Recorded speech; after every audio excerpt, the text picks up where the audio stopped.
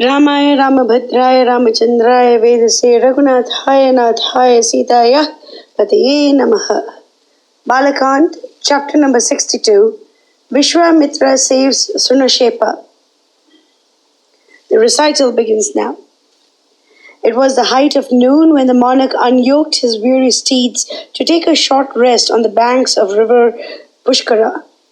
But Sunhasheppa, wandering aimlessly over the place with a heavy heart, chanced to come upon Visvamitra, his mother's brother, engaged with many a hermit in stern austerities. Faint with toil and thirst, he ran up with woeful countenance to where sat Visvamitra, and falling upon his chest, cried to him in piteous accents, "Father have I none, nor fondling mother, nor kith nor kin. Thou art my refuge and stay, and thee do I call upon in the name of sweet compassion to save me from this dreadful fate.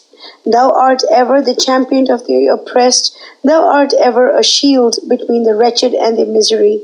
Find thou a way by which the king shall achieve his object, and myself spend long years of holy austerities on this earth, and win the abode of the gods at the end. Protect me, for protector have I none. Out of thy tender heart and sweet pity, be thou a father unto me, and chase away this horrible danger that hangs over my head."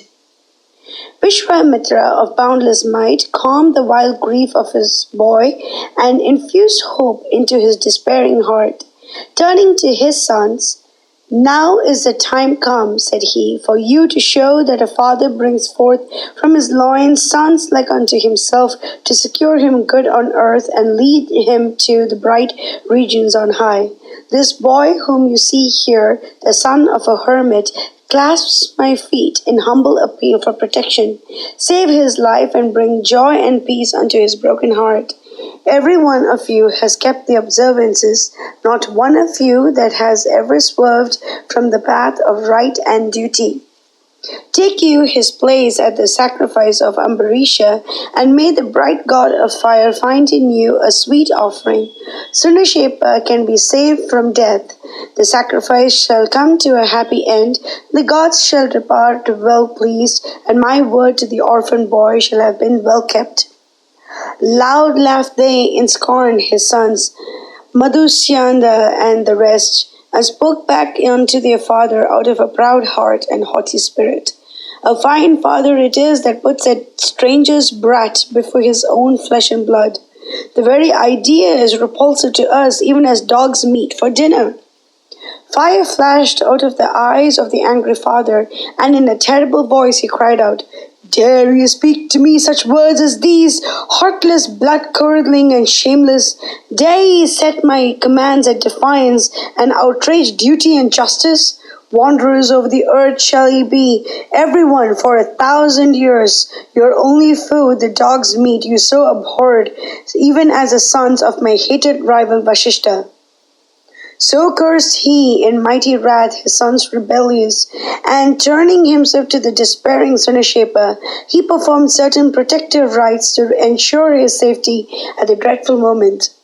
"Fair son, when to the sacrificial stake of Vishnu bound, a helpless victim you stand, fail not to call upon the bright god of fire in that hour of heat. 2 spells I give you of potent might, with which you shall win the grace of Indra and Lord Vishnu.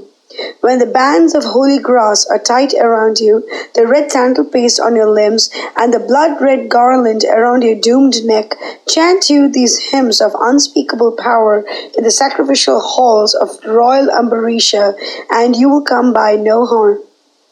Sunhasheppa humbly received the potent charms, and with a joyful heart hastened to his royal master and said, "Mighty king, we have tarried too long on the way. Proceed we to the place of sacrifice, and delay not to take upon yourself the initiatory vow." Soon they were at Ayodhya, and Ambarisha, now all joy, caused Sunhasheppa, the voluntary victim, to be bound to the sacrificial stake. The widths of the sacred kusha encircled his graceful limbs, and his garment of fiery red but enhanced the horror of the scene. The holy priests directed him therein, and saw that nothing went amiss. The supreme moment came that was to decide his fate, when, lo, there rung forth from the helpless victim bound words of wondrous might, praising high the great Indra and his greater brother Vishnu, and it was even as his wise master had taught him. The thousand-eyed Lord was surprised and pleased, for the mysterious words of praise were known to no sons of earth. Long years of happy life were the meed of him that won the heart of the Lord of angels. Ambarisha too came in for his share of the hard-won grace of the Mighty One, in that the high merit of the holy rite was his, a thousandfold increased thereby.